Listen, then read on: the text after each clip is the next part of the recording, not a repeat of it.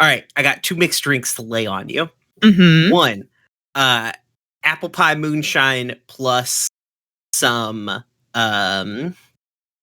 just regular Coke. Pretty good. Good combo. These are things I learned of mixing all the leftover alcohol in my house. Oh my Bad God. combination. Sprite, grenadine, and tequila. Mm-mm.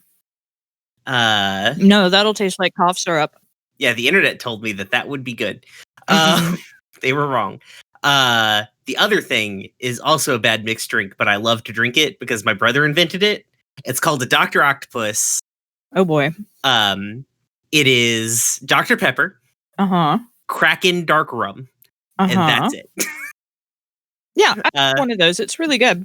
I put lime in mine because I need something to cut it, but don't drink too many of them, or you'll start a birthday party at 8:00, and then everybody at the birthday party will be like, "Go buy us 48 tacos from Taco Bell," drunk at 10:00. And then by the time the people get back with the tacos, everyone's passed out in the living room at 10:30. Jesus. Yeah. I've Happy had birthday, one of Edie. I know those. you're not listening. I've had one of those before. It's very good. Surprisingly good combo. We were also at that. Do you remember when Walgreens used to sell a beer called Big Flats? No. It was $3.99 for a 6-pack.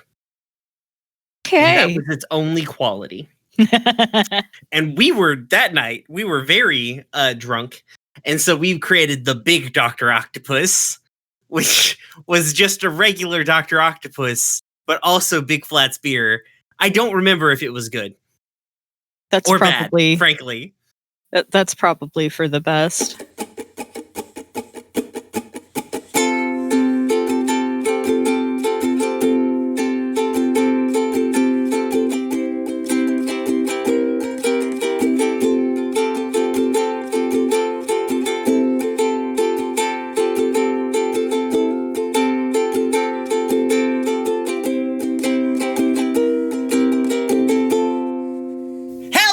And thank you for tuning in to Gay Space Rocks, a Steven Universe watching podcast where we watch Steven Universe. I am your host, Brian, huh? What do you mean we watch Steven Universe? I'm so blown out from yelling. This is going to be terrible sounding. It's fine. I am your host, Brian. You can find me on the internet at RoomWarePod, and you can find the podcast on the internet at Gay Space Pod. With me, as always, is my co-host, August. Hello, I'm August. I am very trepidatious for the days to come. No matter what, when you hear this, no matter what happens today, the day we're recording, it will still be true in a week from now. Anyway, it's gonna be a motherfucker. So we were recording this on Wednesday the 4th. Whew. Shit is going down. If things change while we're recording, because I won't be able to help myself from checking periodically. There may be a point where I just scream, audience. So yeah, just prepare yourself for that. It's fine. I think August and I have been continuously drinking since 4:00 yesterday. Yeah. This episode is sponsored by, at least for me, Early Times Whiskey, Kentucky whiskey. It's the best whiskey that my liquor store had for $5 for a $3.57 bottle, or $3.75 bottle. It gave me a headache, and I'll buy it again. Well, I can be found on the internet at Harpydora, and my other podcast, FTLcast, at FTLcast on Twitter. Other podcasts, Dumb Kids Playing Hero at DKPHPod on Twitter. And my track of today's episode is brought to you by Jim Beam Apple Flavored Whiskey. It is 32.5% alcohol, and honestly better than the Crown Royal Apple because it's not as cloyingly sweet, even though I do typically prefer Crown Royal over Jim Beam. Oh. Well, okay, to be perfectly honest, when I'm buying bourbons, I don't buy Jim Beam either. I get Bullet Bourbon. I think it's a phenomenal bourbon for the money. I particularly like their rye. I'm a big rye whiskey fan. In fact, at the grocery store, or at the liquor store yesterday, I bought, have you ever had unaged rye whiskey? I have not. It's rye moonshine. It's just moonshine with a rye mash. Ooh. It's peppery. It's Okay. very good. It's stronger as shit, though. It's like drinking turpentine with pepper in it, but, you know. Oh my god. I prefer, like, if I'm gonna do a bourbon, I prefer it to be kind of smoky, but I just have a fond place in my heart for Crown Royal after all of the times I've gotten super fucked up on it with my ex-wife. That's fair enough. Okay. So, have you watched any cartoons this week, August? I don't even remember what day it is. I feel like I've watched something recently, but I don't remember what it was. Oh, no. The only things I've been watching have been, like, Halloween movies in the run-up to Halloween, obviously. Right. Anya and Amber and I watched the first 2 Halloween Towns because anything after that doesn't exist. I didn't even realize there was a Halloween Town 2. It's cute. It's not as charming as the first one, but it's still pretty fun. Like, it's a colorful Disney made-for-TV movie. It's cute. I also showed Anya the Fright Night remake with Colin Farrell, Anton Yelchin, and David Tennant. That one's pretty good. Yeah, it holds up surprisingly well. There's some kind of gross stuff in there, but, like, the narrative does a decent job of framing it as being gross. So it's like, I let it slide. But yeah, it's fun. It's a fun romp. Colin Farrell is a fantastic bad guy. If Fantastic Beasts and Where to Find Them had been a good film, and if it had gotten a sequel, because it got no sequels whatsoever, Colin Farrell would have been a great choice to play Grindelwald, and for him to have unresolved sexual tension with whomever they cast as young Albus Dumbledore. But are we just going to assume they didn't cast Jude Law? Well, actually, no. I bet Jude Law did a fine job in the hypothetical sequel that didn't exist. He had 8 seconds of screen time, so he did fine, I guess, of staring pensively at a mirror that didn't even do the thing. Cowards. Like, I can't even in good conscience recommend the first one because it's absolute shit. That movie fucking sucks. It's awful, but I love it because of the fact that it helped me get through, like, the first part of my divorce. So it's always going to have a fond place in my heart. And that's why I am as fond of Colin Farrell as I am. So. Good.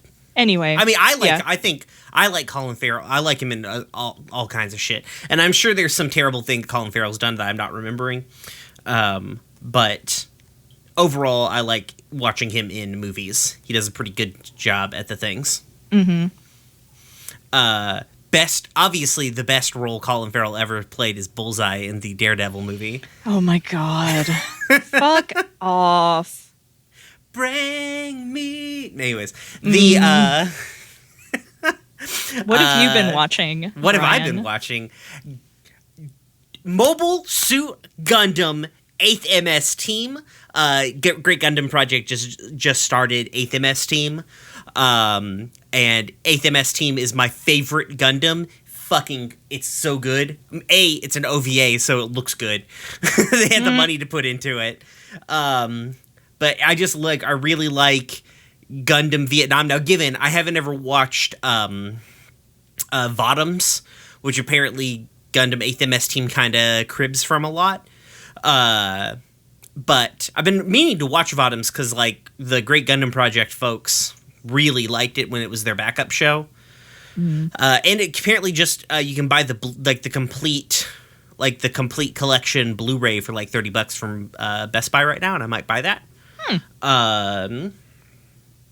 But I've been watching 8th MS Team.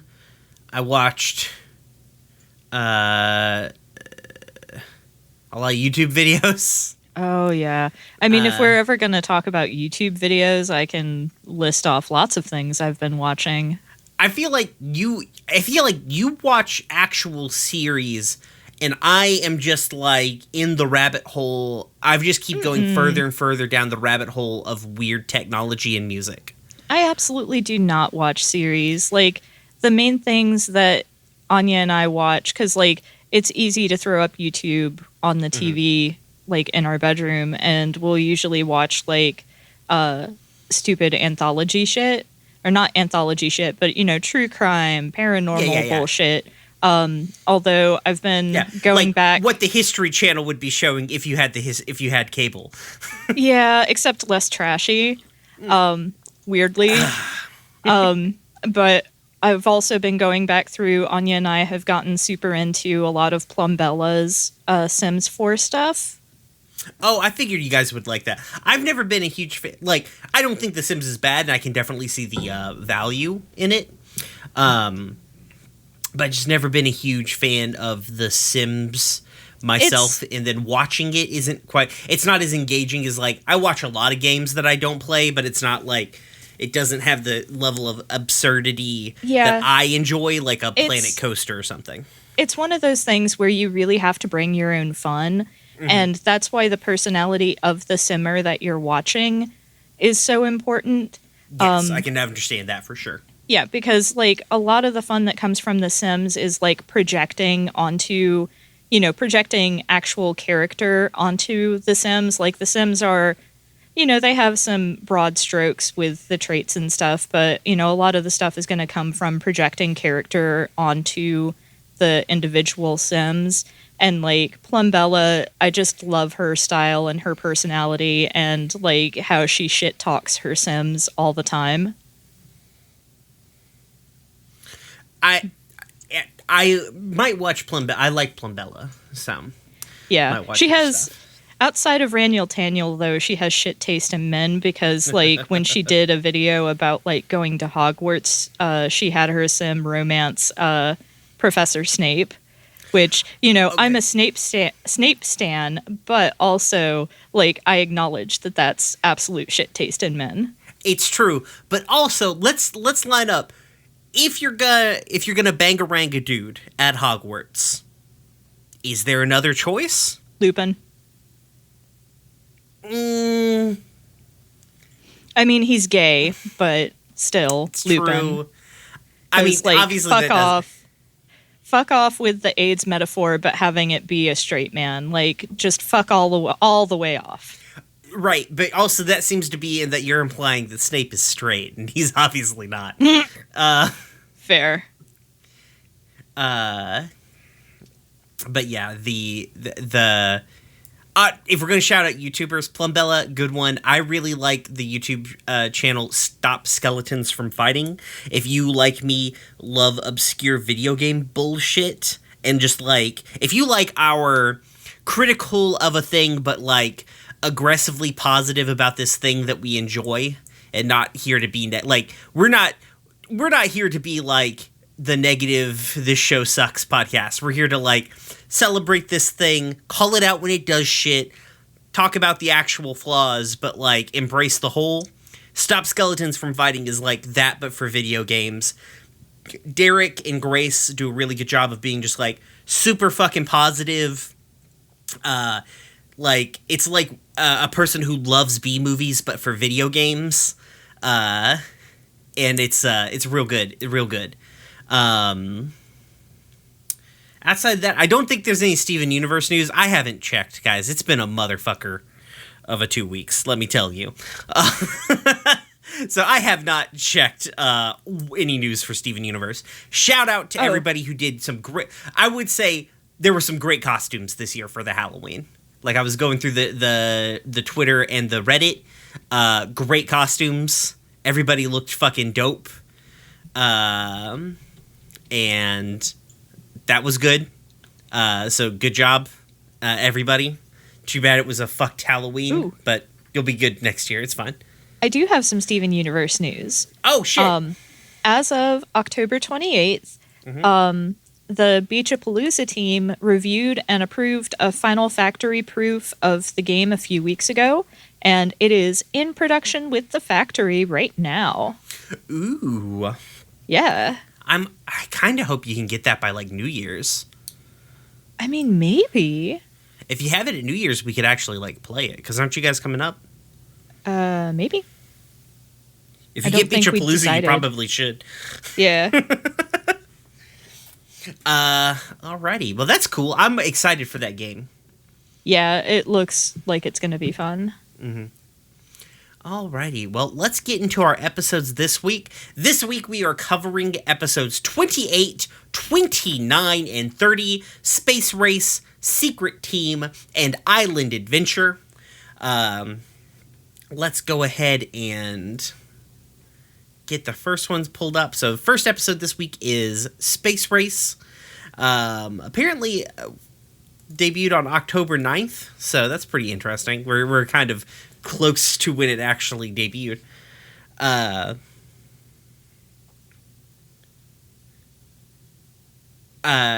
The official synopsis here. Sorry, I read it and I was so taken aback by it, I had to process it for a moment. Oh boy, the hit official me. synopsis. Steven attempts to build a spaceship to let Pearl revisit the wonders of the cosmos. I feel like you're burying the lead, official synopsis. I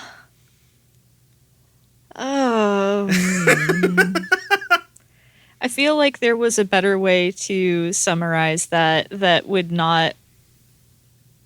Jeez. I feel like we're putting the onus of this thing on Steven. Yeah. Why you gotta do him dirty, official synopsis? Ugh. Anyways, the plot is as such. The Crystal Gems and Steven arrive at a location filled with damaged warp pads. This is the Galaxy Warp. They are checking them to make sure that they are inactive. Every time they declare that one isn't active, Steven slaps a crying breakfast friend sticker on that motherfucker. Steven asks where all these warp pads lead to, and Pearl explains to him that they used to be used for interdimensional space travel. All of them have, unfortunately, been deemed inactive for thousands of years, she explains, very wistfully. Pearl is pretty sad while explaining this, and Steven kind of tries to comfort her a little bit. And then the next day, Steven and Greg are watching Crying Breakfast Friends. Knowing how much that Pearl missed space, Steven decides to build her spaceship. He convinces Greg to help him with that. Greg shows him the barn that used to belong to his aunt and uncle who were pilots, and it contains a large variety of scrap and machinery and just all kinds of junk, really. They begin using all the necessary parts to kind of build a spaceship, which is kind of just a soapbox derby car with wings taped onto it. Steven and Greg reveal this to Pearl after bringing her out to the barn, and she's like, what the fuck is this? And then they go through the space launch system, which is just Steven riding the soapbox derby car, but with a sparkler taped to the back of it. Before he goes off, Greg reminds Steven that if anything goes wrong, there's no shame in bailing. And almost as soon as the car begins to go, shit starts going wrong. It starts falling apart. Steven bails, and the cart crashes into a rock and explodes. Pearl is like, I think your calculations were off. And Greg's like, ha ha ha, what's math? And Pearl kind of sits them down and is like, this is stupid. This is what an actual spaceship begins to look like. And she gets it into her head that, wait a second, we kind of have the parts, and some humans have gone to space before. We could build a fucking spaceship. And Greg's like, I don't fucking know about that. And she's like, you're right, but you're wrong. We're building a fucking spaceship. And Steven's like, we're building a fucking spaceship. So we get another montage of them building a real-ass spaceship. Culminating in Steven flying a hang glider that is attached to a rocket engine, basically testing the rocket engine. Greg is very concerned about this, and when Steven lands the rocket ship, or the little rocket glider falls apart, Pearl's like, oh, well, don't worry about it. This was just an initial test. And Greg's like, what do you mean an initial test? She's like, oh, this is just my propulsion system. He's like, you're fucking serious? you're not sending my kid to space. She's like, of course I am. He's like, no, you're not sending my fucking kid to space. And he air quotes grounds Steven, invoking his powers as CEO of Universal Space Travel. Pearl is pretty pissed off about this and storms off to go finish the work by herself. Cut forward to the night. Steven is sleeping in his little sleeping bag on top of Greg's van when Pearl kind of wakes him up. She shows him that she has in fact completed the spaceship. It looks pretty fucking dope.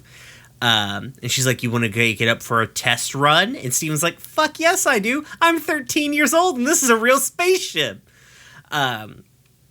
They go up into the air. Greg wakes up and freaks out. He radios them and is like, where are you guys going? Pearl says, it's just a little test run. I'll be back in 50 years. Steven and Greg both have a freak out about this. Pearl takes it up into the upper atmosphere. The spaceship begins to blow up. Steven's like, Pearl, we gotta turn around. Pearl's like, no, we can make it. Steven has a heart-to-heart to Pearl, explaining, like, I know you worked hard, and this means a lot to you, but we're not gonna make it. Pearl finally realizing that she's putting Steven into danger, pulls the ejector seat. Greg has a literal fucking heart attack. They float back to Earth. Pearl apologizes. It's all very devastating. Star wipe, the end. Yeah. This week is gonna fucking kill us. Yeah, uh-huh. I was explaining to August when I watched these episodes a couple of days ago, these 3 episodes are like a microcosm of the shit that we love to talk about. Pearl's trauma, the relationship between Pearl and Amethyst, and Sadie and Lars are probably our 3 biggest topics of conversation. Yeah. Mm-hmm. My first note is crying breakfast friends, because I love the crying breakfast friends. My first note is, God, this temple thingy is gorgeous. It is. I have something about the art later in here. Probably when they're flying into space, because it's beautiful. Yeah, like I noted the art here, and like all of Island Adventure. So, but yeah. And to be perfectly honest, Secret Team is also pretty, but it's stuff we've seen before. Yeah. Because we've seen the inside of the temple, so it has a little bit less luster to it. Yeah. But I also like the crying breakfast friend stickers, and also that's like, it's a good thing for Steven to do, and you know, it's just a good idea in general. Mark off the ones that aren't working so you don't check them twice, etc., etc. The best thing is how, as the series continues, crying breakfast friends becomes this like fucking meta narrative about Steven Universe. It is the pirate comic inside of the Watchmen for Steven Universe. Oh my god. It's great. I just wrote down my next note was lore. I'm so unhelpful to myself. My next note was, Pearl, your issues are showing, and your lore is probably when Pearl was explaining about how gems used to go all across the universe, off-world, etc. And then... Yeah, because my next note after lore is, wow, the Pearl speech about the memories thing is fucking heartbreaking. Yeah, and also just, like, a lot to be putting on Steven. Right. Well, I don't think she's intentionally trying to put it on Steven. No, she's not. Because it's really interesting how they really frame. I mean, the joke is always that, like, Steven and his 3 moms, right? Mm-hmm. But realistically, it always feels like they really center Pearl as, like, the real actual analog for his mom, you know? Yeah.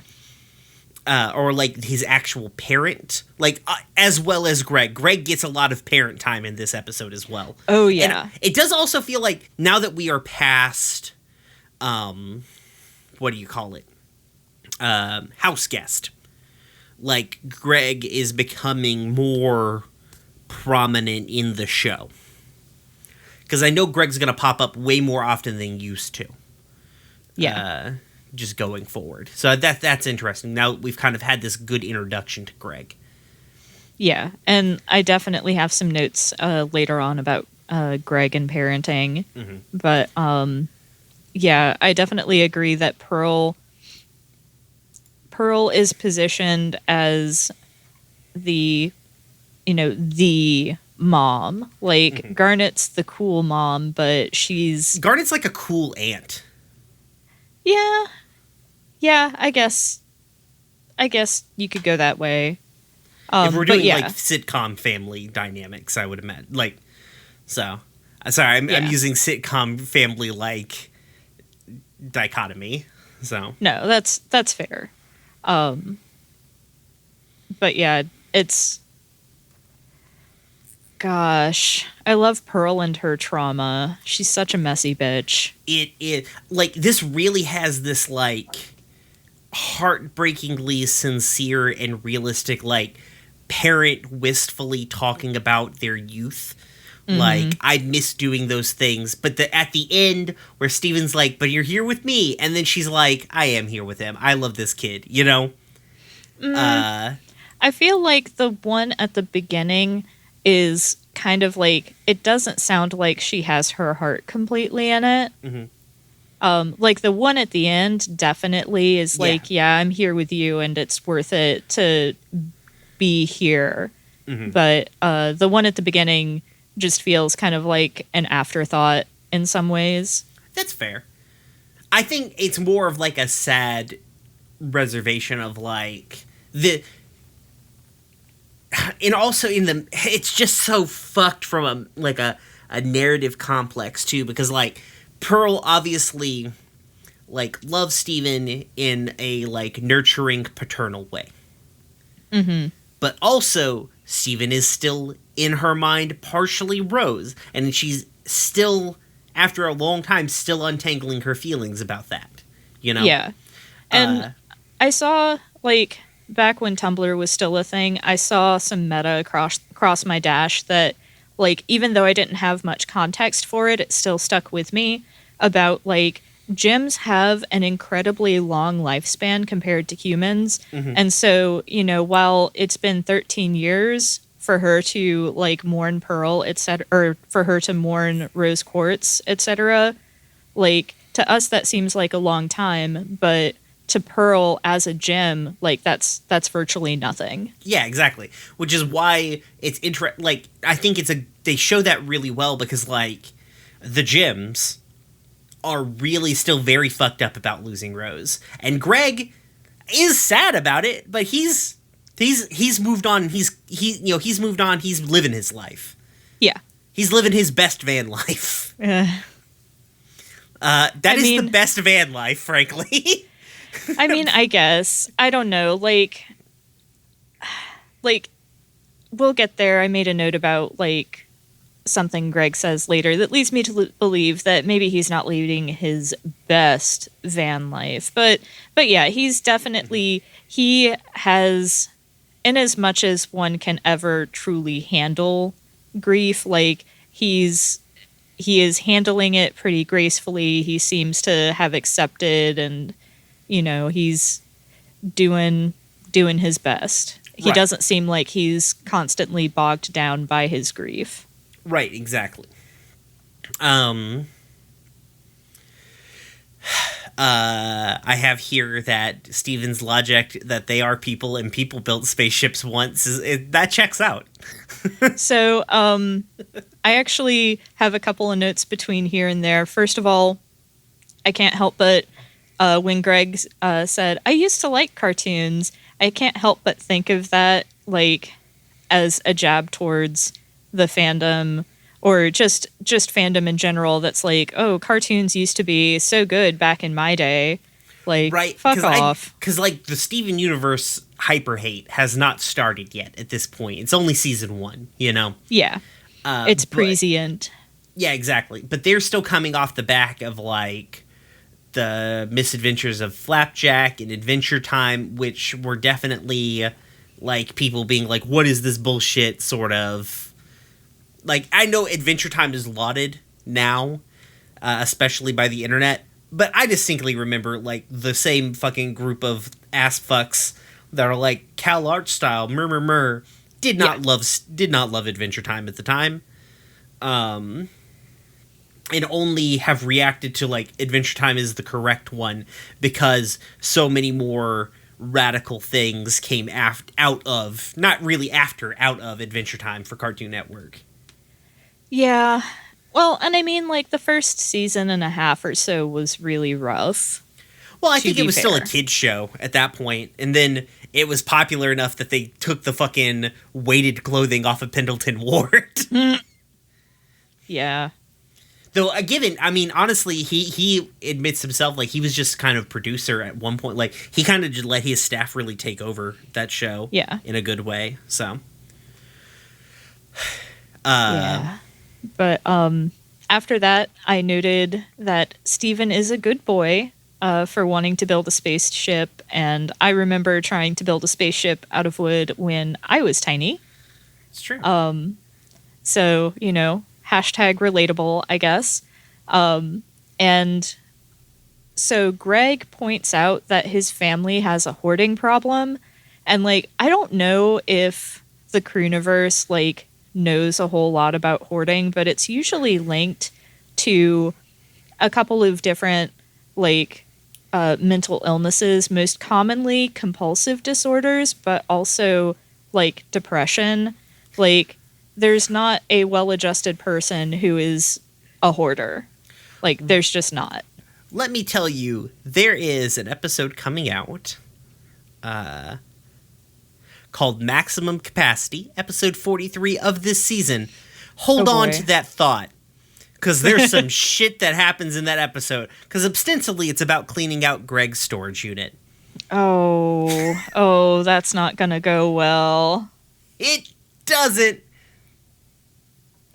Yeah. Though it has a good end and kind of has, like, a good narrative, but, like, obviously they don't get into, like, super deep details. They're not very clinical about it, but they really explore, like, this honestly kind of feels like a bit of a setup for what's coming in that episode. Okay. And that episode is a motherfucker. Let me tell you, Jesus, the ending of that episode is not, it's fucked up. It's a good fucked up ending. Okay. So yeah. So hold on to that thought. It's okay. We're gonna get there eventually. Okay. Or I don't think we fully resolve it, but we're gonna explore that issue further. Yeah. I also thought that the building montage is very cute. Like, it's a kind of nice contrast to see, like, the building montage here versus the song in House Guest, because, like, the tenor is completely different, and, like, it just, you know, it's not a desperate sort of thing. They're being happy and doing something fun together. Yeah, they're just vibing. Yeah, and it's nice. It's nice to see that they have a good relationship despite what happened in House Guest. I do have one note from before that, where Greg says, "How hurt can we get?" I was like, "This is the thesis this is the thesis of Steven Universe, but for emotions." Oh, buddy. Oh boy. The stupid spaceship is so fucking cute with the sparkler tape to the back of it. It is. Like, I don't know if Steven necessarily thinks that that's going to work. I'm fairly sure Greg doesn't think it's actually going to work. Honestly, I think Steven's enthusiastic, but I don't think he thinks that. He knows more than well enough that, like, you can't get a soapbox up into the sky. Yeah. But I think what he thinks is it's going to be fun. It's going to be cool. This is a cool moment for Pearl. Maybe Pearl can do this. I think he wrongly thinks maybe Pearl will want to ride this dangerous spaceship car. Yeah. He's so good. Like, it's true. It's so cute. I feel like the aesthetic of it kind of encapsulates, like, Steven and Greg because it's just like it's kind of goofy. It's definitely not sleek or actually scientific at all, but it's fun. It's cute. It is cute. I like how I do like how they're like the Pearl is just vexed by it the entire time. Like every shot of Pearl in this is just like, what the fuck is this? What the fuck is going on? I do also really like the messaging of there's no shame in bailing. True. Because it's like... This is the most they've really hammered home a lesson in a more traditional kids show sort of way. But they do it in a really deft sort of way where it feels... Like, as an adult, I can tell that they're kind of hammering a message. Yeah. But I feel like if I was younger, I wouldn't necessarily get that. But, like, it's also... If you're going to hammer a fucking message, you might as well, like, say the good part loud. Mm-hmm. Yeah, this isn't like Dear Princess Celestia, but it's nice to have it explicitly stated because there are so many people, like, even adults who need to hear the idea that it's okay to quit. It's okay to stop. The sunk cost fallacy is fucking real. If you're in a bad situation, it's okay to get out of it. Right. Sometimes you have got to cut your losses for your own safety. Yeah. And it's real shit. It's good for kids to hear that. It's good for adults to hear that. Mm-hmm. Good lesson. Yeah.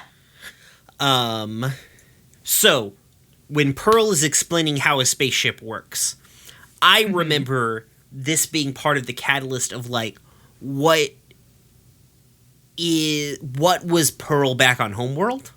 Mm-hmm. Because we've seen that Pearl really sort of interfaces a lot with technology and history and that sort of thing.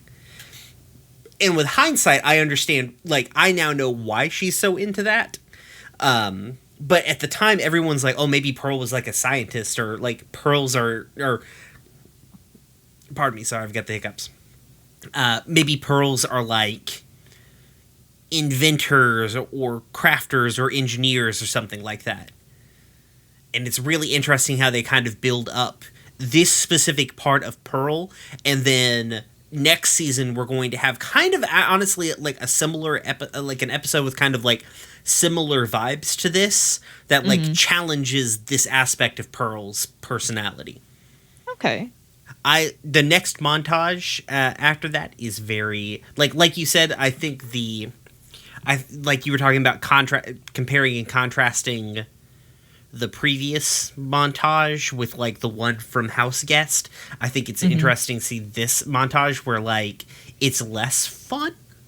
Like it's decided, like it's designed to be contrasting, which I think is a very good artistic move. Yes, absolutely. And like especially like the way that everything reflects on like Steven's and Greg's faces. Mm-hmm. Like it's clear that they're not getting the same thing out of it as they got from their own montage. Right. I also love that Greg is like already immediately freaking out in the new just in testing. Like, oh yeah, Greg's like, oh shit, my son's very high in the sky right now. Yeah, I actually I found that very interesting. With especially again in contrast to House Guest, like the way that Greg is choosing to exercise his parental rights is like it's nice to see because like he's clearly getting more involved in more aspects of Steven's life. He's seeing all of these things and he's realizing, hey, I need to step in for my child's safety. Right, he's like, I was too hands off, like ever since honestly Mirror Gym, Ocean Gym, like he's like, I was too you can see he's made the decision. I'm too hands off. I need to be more involved in Steven's life. Like he needs to know this gym stuff, but he needs a grounded presence in his life. Yeah, exactly. And it's just like, that is good. And the way that Pearl chooses to challenge him is also interesting. Because of how she does not do that directly. She just tries to circumvent his edict. That's not the word I'm looking for, but that's the closest I can find. Yeah, like he's kind of like, he laid down the law. He's the one with the actual, like, with the serious authority here. Mm-hmm.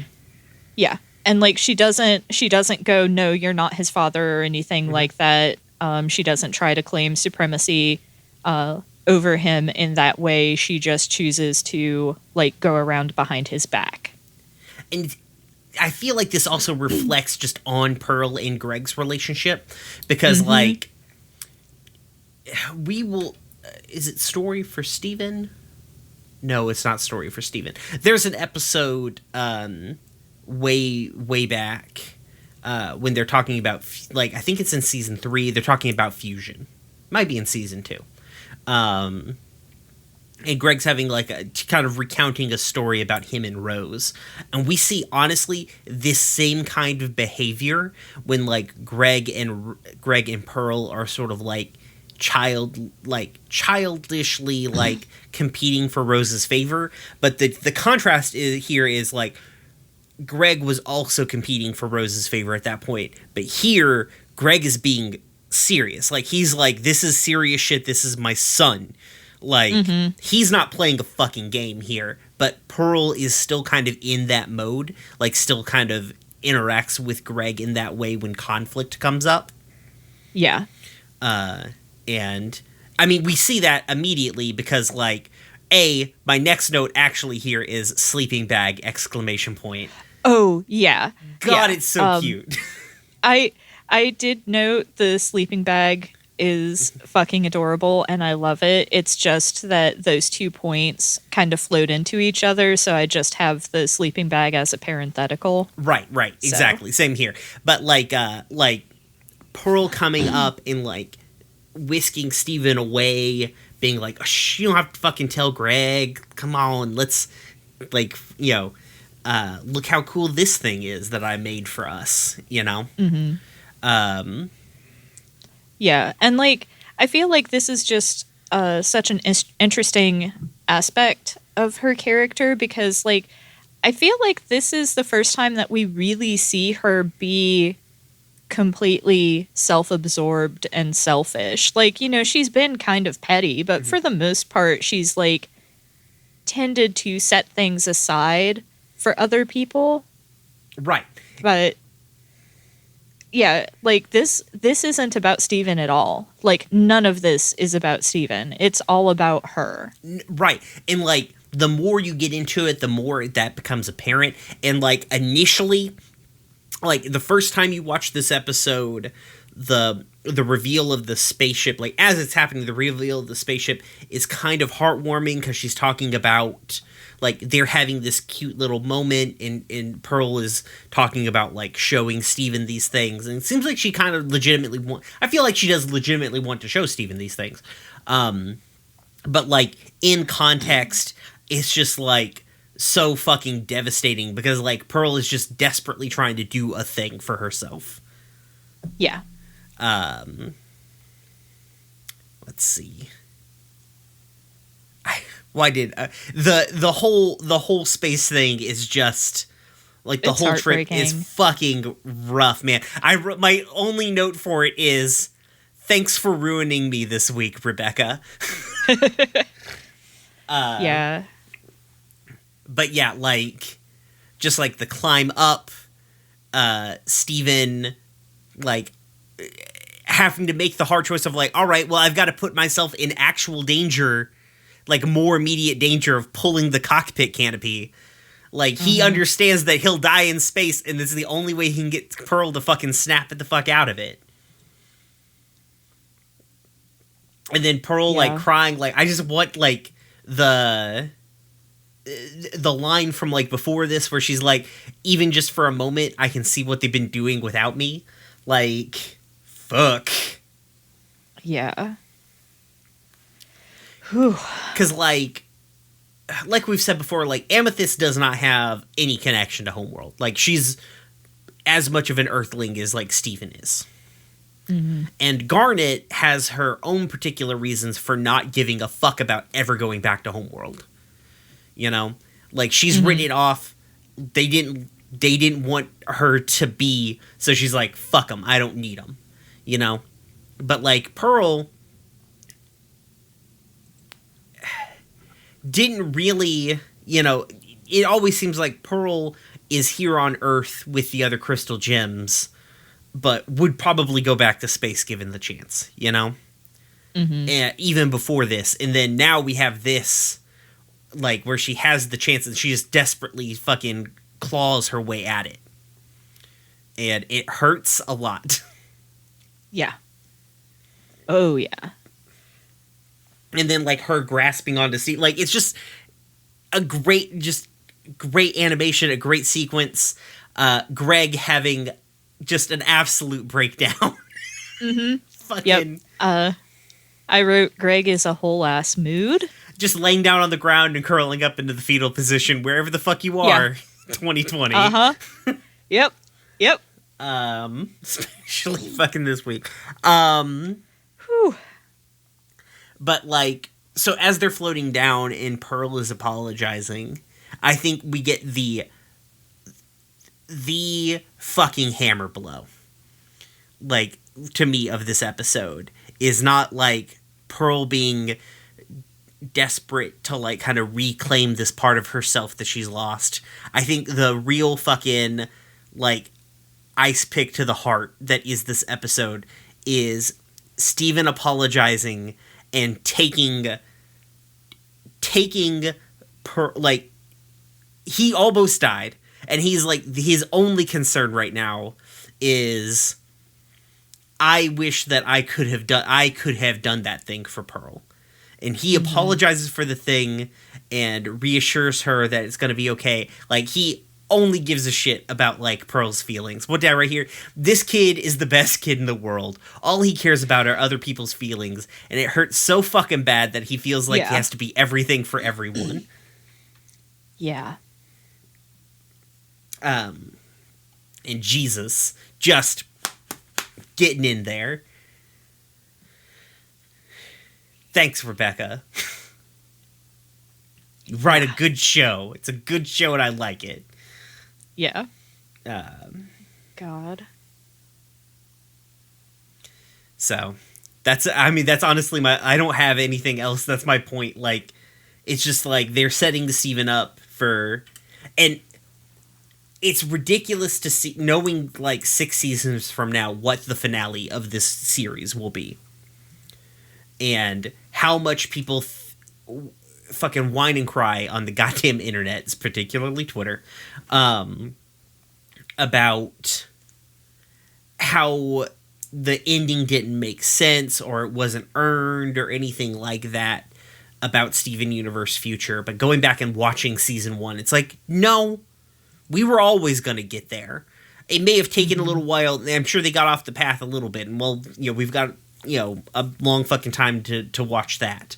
But it is they are setting up early that, like, Steven, to the detriment of himself, cares about other people. Yeah. And it's a lot. Yeah. It is a lot. It's gonna be a fucking lot. Huh. All right. Now that we're good and sad. The last note I had is Pearl being like, I almost got us killed. And then Steven just blithely saying, I'm used to it. He really is at this point. Jesus Christ. He is. And, like, the way that the show, like, sneaks that in as, like, kind of fridge horror to the audience, while still trying to make it be, oh, haha, this is a cute joke, star wipe, the end. Like, very well done. Yeah. But also, oh my god, somebody save this kid.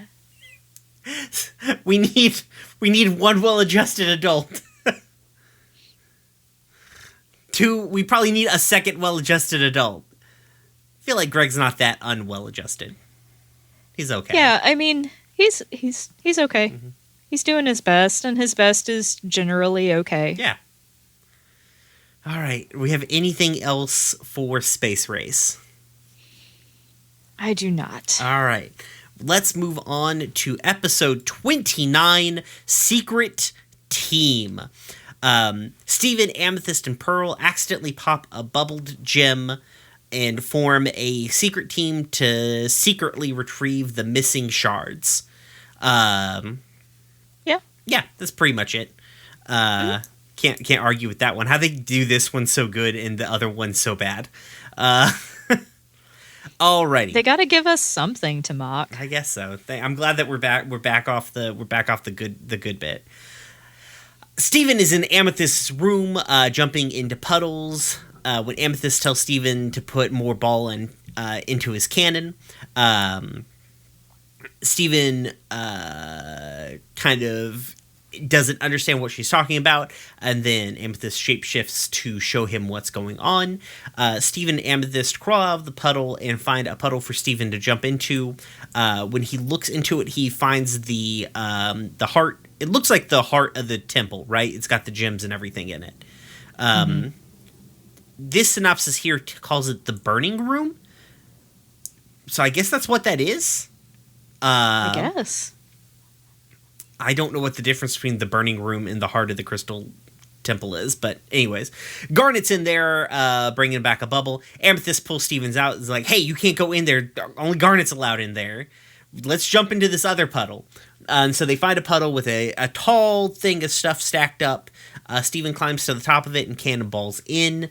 He goes all the way through the puddle, emerging in Pearl's room. Amethyst follows, and they see Pearl looking at a bunch of gem shards in a rose quartz bubble. They sneak up on Pearl, Amethyst, scaring Pearl, and she's like, "What are you doing?" She's like, and Pearl's like, I'm just examining this thing. Amethyst's like, I'm going to tell Garnet, because you're not supposed to have that thing. And Pearl's like, yo, fuck you, narc. And they start fighting. Steven kind of steps in the middle, taking the bubble. And he's like, listen, we'll just take it back to the room, and it's fine. And Pearl's like, put that down, it's dangerous. Amethyst is like, give it to me. They both reach for it at the same time, popping the bubble. The gem shards all turn into severed limbs and crawl the fuck away through the different pools in Pearl's room.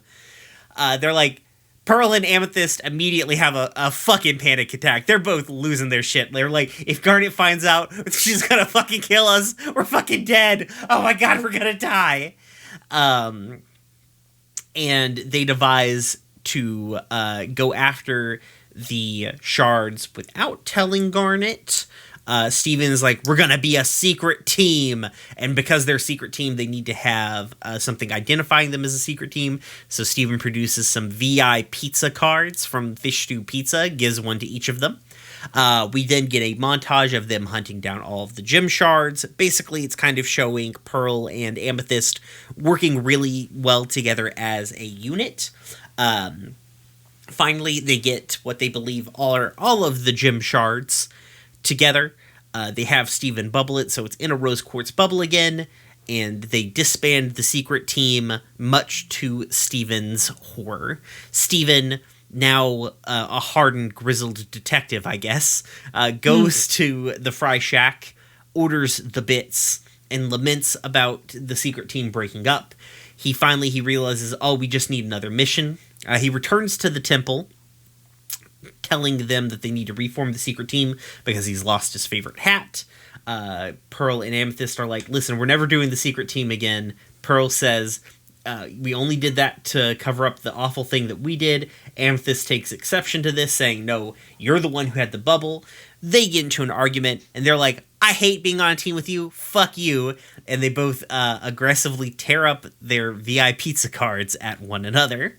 Steven, heartbroken by this, calls a meeting with Garnet and then confesses to being on a secret team, which Garnet kind of only understands a little bit. But she gets the gist of it, realizing that, like, they did something wrong and they're coming clean about it. So she enlists Steven for this ruse where she pretends like she caught Steven she found out about the Gymshard thing happening, and confronts Amethyst and Pearl about it. Steven takes the blame. Amethyst and Pearl just throw Steven right under that fucking bus with no hesitation.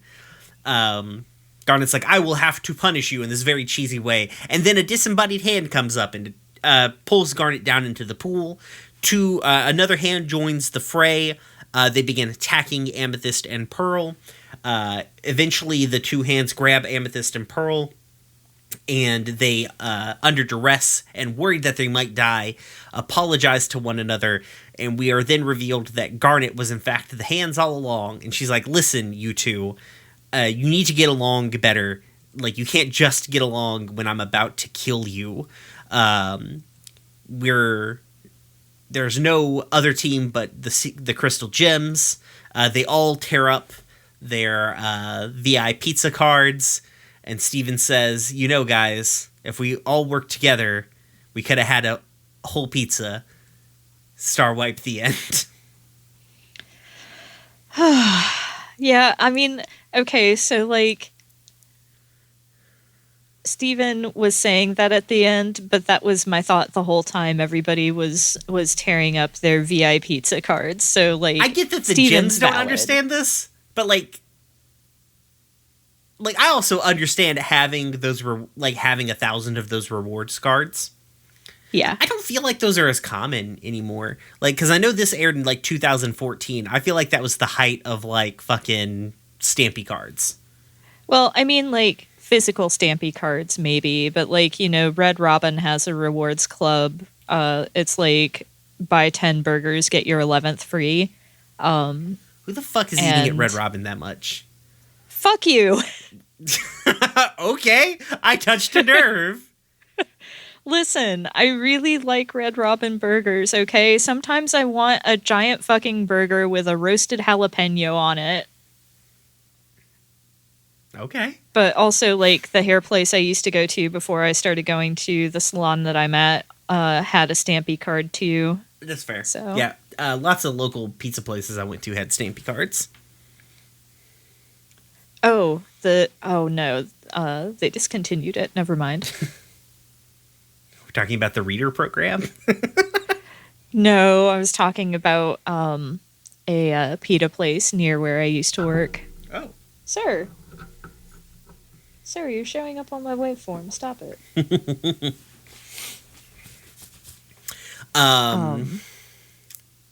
So, I like this interaction between Amethyst and Steven. It's nice that, like, now that he's kind of discovered the rooms, they're not really as off limits as they used to be. Mm-hmm. Like, it's interesting how the show shows you the progression of, like, time and the characters without being, like, very obvious about it. Like, stuff just progresses in this world, you know? Yeah. Also, Amethyst's room kind of looks how my office is constantly if you just replace the piles of random junk with piles of musical instruments. Fair. I still love how playful Amethyst is with her physical form. Right? I thought you might like the cannonball. That freeze frame right before she hits the water is a little weird artistic choice, I'm not going to lie. It's very weird. I don't know if it's supposed to be some sort of reference, but yeah. Yeah, I feel like it's just kind of a tropey like a reference to a trope. I don't know. I don't get it. Yeah. If you're listening out there, tweet at us. Do you get this? Yes or no? No context.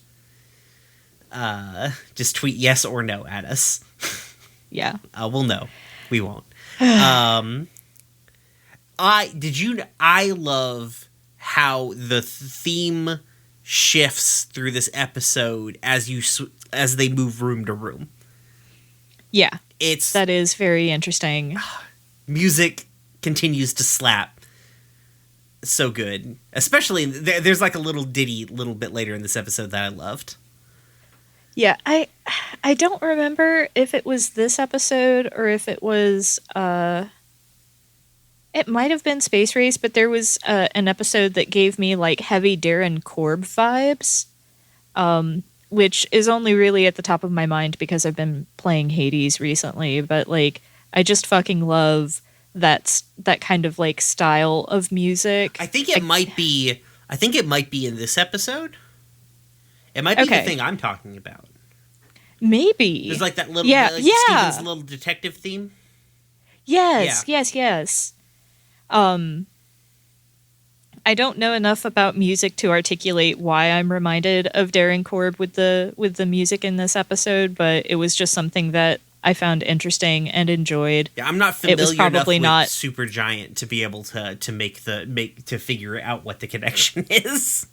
Oh man, Darren Korb is so good. I have a question. What is Pearl doing with that bubble? So, I don't know. Like, so my note is Pearl is so extra and I love her. I'm honestly wondering if, like, because the last time we really saw somebody fucking around with bubbles, it was Monster Buddies. So I do genuinely wonder if this isn't something, because, like, you know, Pearl was talking about how Rose was trying to rehabilitate the gems that got bubbled. So I do honestly wonder whether she really was checking for like some sort of interaction with the rose quartz energy. Yeah, maybe. I don't know. It just seems like, because it definitely looks like she's studying it when we first see her with it. But then she's like very cagey about that, you know? Yeah. I don't know. I don't know what was up there. Write in with your thoughts. This is our call to action thing. I'm trying this now. Tweet at us your thoughts about what, or talk on our Discord. Link down in the doobly-doo. But yeah, I don't know. They really position like Amethyst as like Amethyst Pearl sister vibes going hard. Like Amethyst is everybody's sister vibes. Yeah. And I don't know why I find their animosity so fascinating, but it's just anytime that they're willing to come to blows, and it's like, that's the first thing that happens is Garnet just fucking bites her foot. Yeah. Well, I mean, Pearl kicked her right in the fucking face. Yeah. It's just so good. It's such an interesting dynamic. I really love it. I love how these two people with very obvious trauma are interacting with each other so poorly, and how it's, you know, okay, so like, I know that it's informed by their trauma, but like in series, we haven't seen that specifically yet. Right. So we're starting to get Pearl's half of it pretty heavy. But we haven't quite gotten to Amethyst's part of it yet either. But and it's just them fucking with each other, because like Amethyst is never gonna tell Garnet. Amethyst ain't no narc. Yeah, absolutely not. I love how they just like immediately, like, the look of sheer terror of like, oh fuck, mom's gonna kill us. I had to look it up here because the art style here, like the art in this particular episode, reminds me a whole lot about kind of like the house art style for like regular show. And I don't know if Mike Roth, the one of the creative directors for regular show, I don't know if they worked on this show or not. I know like a lot of people who eventually went on to like kind of build out the animated section of Cartoon Network. It's like in-house stuff. A lot of them came from the like primordial pool that was Adventure Time. And I don't know how many of them ended up working on Steven Universe at a point in time, but definitely had that look and that vibe to me. Yeah, I never really watched a regular show that much, although I have some friends who enjoyed it a bunch, so. Yeah. Well, just kind of the art style hit me, but that's neither here nor there, really. How do you like that the gym shards are just severed fucking limbs? I had flashbacks to Frybo. Mm-hmm. It was a lot. Yeah. Especially once you start figuring out like the gym the gym shards shit just gets fucking fucked. Like it gets fucky as shit. And it's pretty good. Especially like next season we're gonna really dive into it.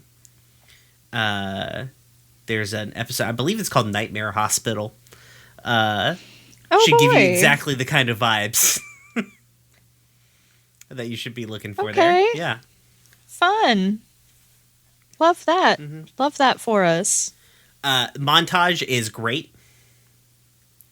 I love it showing like the second Amethyst and Pearl get the chance to kind of put away their own bullshit. They work together as a unit, like really kind of diving into that same thing that we saw in Giant Woman.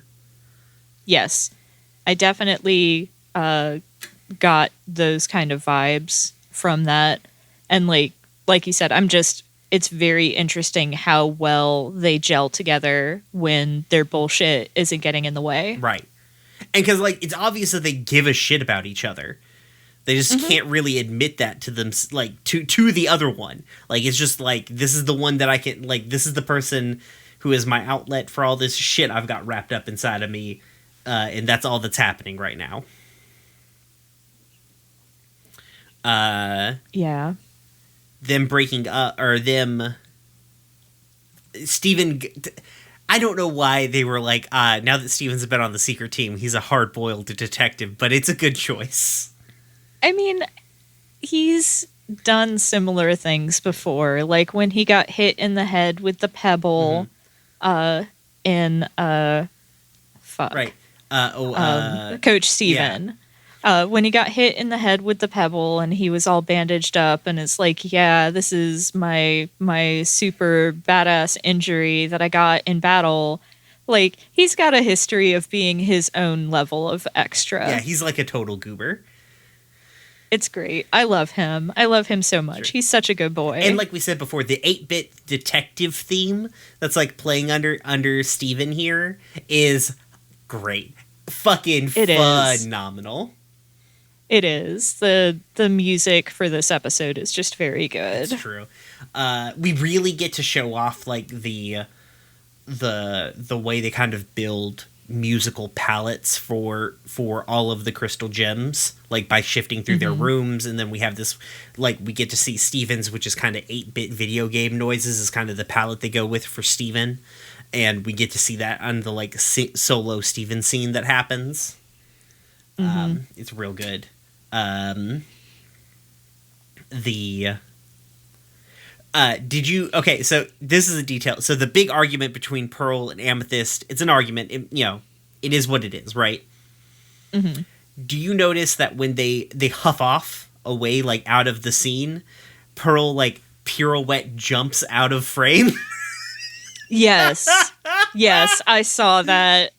Oh my god, she's so fucking dramatic. I love her. Just like, I must dance away. But like in Bob's Burgers, that boy that Tina likes, the one that dances a lot, is such that vibe. It really is, and it's so goofy, and I love Pearl so much. I love her so much. Like I can see exactly why the fandom dislikes her. And why they're wrong. Like, yes. You gotta love your messy characters. You gotta love those messy bitches. Snape Squad. I know. Oh my gosh. ZC and Liz, if you're listening, you're not. I know you're not, but if you were, you can come on this podcast. Yeah, we'll pay you. I mean, we pay all our guests, but we'll pay you specifically. Yes. Yeah. So my next note is Pizza Daughter.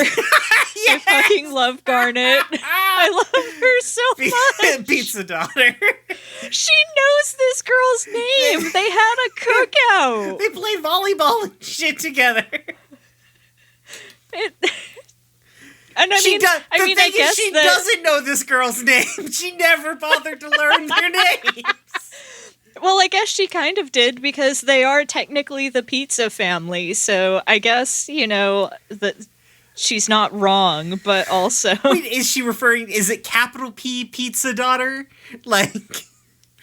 well, I mean, there's no way for us to know, right? Really. But...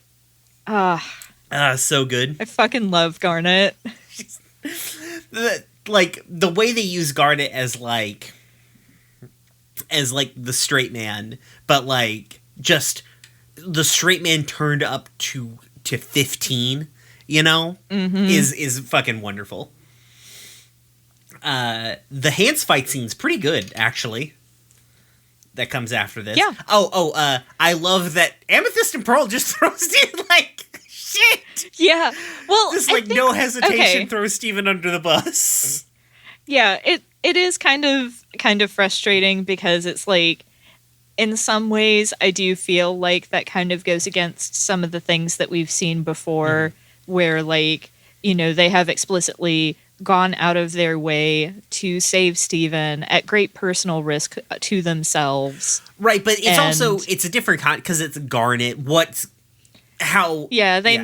They know he's not, she's not going to kill him or anything like that. And Garnet goes easy on Steven constantly, where she decidedly wouldn't go.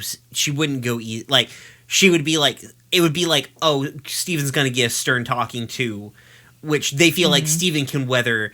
The two of them are so emotionally fragile. If you if you say a coarse word towards either one of them, they'll crumble into dust. Yeah. But we get to the core of this episode, when they're trapped and they're yelling and they're I'm sorry. Yeah. It's tropey, but it's a good trope. It really is. I can't get enough of that shit.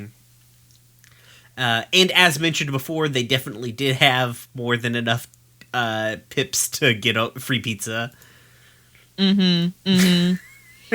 Also, my final note of the episode, I remember the exact moment I wrote it, was Garnet is wife Sadie, as it was revealed that the gigantic hands were her doing. Just more ticks in the pro column for Garnet. Yeah. Giant hands. Alrighty. Do we have anything else left to say about Secret Team? No, I don't think so. I mean, it's a good little episode. That's the thing. I can't believe anyone thinks that this show has filler episodes. Because that's what you could quantify this one as. And hell, you can definitely quantify the next episode as that, theoretically. I feel like it still, would technically qualify as filler because it's not something that necessarily forwards the plot of the season, but that doesn't mean that it doesn't have value from a character building perspective. Yeah, that's what filler episodes are for. Yeah, but it's just that filler episodes are commonly just done so poorly, especially in American television. That's true. Nothing will ever up until Steven Universe, nothing would ever reach the height of Goku Learns to Drive. I mean, my touchstone is I was thinking back to my Naruto days and thinking of all of the filler that happened because the anime caught up with the manga. That's true. Dragon Ball Z was kind of saying there's a lot of bullshit episodes of Dragon Ball Z. But also Goku and Piccolo learn to drive, so it balances out at the end. Yeah. Goku can learn how to drive, but not how to be a shit father. Right? He never learned how to kiss, but he knows how to drive. Jesus Christ. Have you know that canonically Goku doesn't know how to kiss, or doesn't kiss people. This comes up in Dragon Ball Super. He's like, ooh, like I think Vegeta and Bulma kiss, right? And he's like, ew. And Vegeta's like, don't you kiss your wife? And he's like, no, that's gross. He's like, you have children. What the fuck? What the fuck? Vegeta is just so taken aback. Oh my god. What the shit? Jesus. It's so dumb. I love Dragon Ball Z is good. I've been watching like clips of Super and I'm like, I forgot how good Dragon Ball Z is. Fuck. Yeah, there's a part of me that deeply loves Dragon Ball Z. It's a wayward part of me. I don't think it's that wayward. I think that shows, especially because I've been watching. I haven't watched Z in a while. I probably, if I was going to go back and watch it, I'd probably watch Kai. You know, but I've been watching like bits and pieces of like Dragon Ball Super, and I'm like, this is fucking good. This is a good shonen anime. I now know why this is the shonen anime. My main thing is, like, as I've gotten older, I've gotten to the point where it's like, if it's not gay and full of ladies, I'm not sure I want it. That's fair. There's some pretty gay, different dimension Saiyan, 2 little Saiyan girls. Not little. They're not little girls. They're, like, teenagers. It's hard to tell with Dragon Ball. They're all so short. But speaking of Saiyan girls, like, I was so stoked for that one Dragon Ball game where you could create your own character and it let you create female Saiyans. So I made a purple-haired one named Taro. Nice. What, Xenoverse? Yes. Yeah. That's a pretty good game. I barely played it, but I watched Crystal play like the whole thing. It seemed fun. I just wanted to have a Saiyan self-insert named Taro. That's fair. Now I want to go watch like Dragon Ball Fighter Z clips because that fucking game is great. Like that game is like the thing that let me pierce the veil of fighting games. Oh my goodness! I mean, I don't play them. We can't keep doing this, Brian. What? This is? Are you?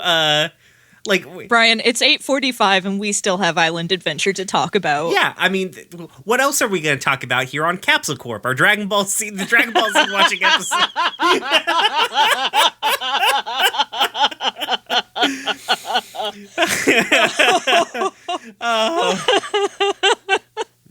Jesus Christ, Brian.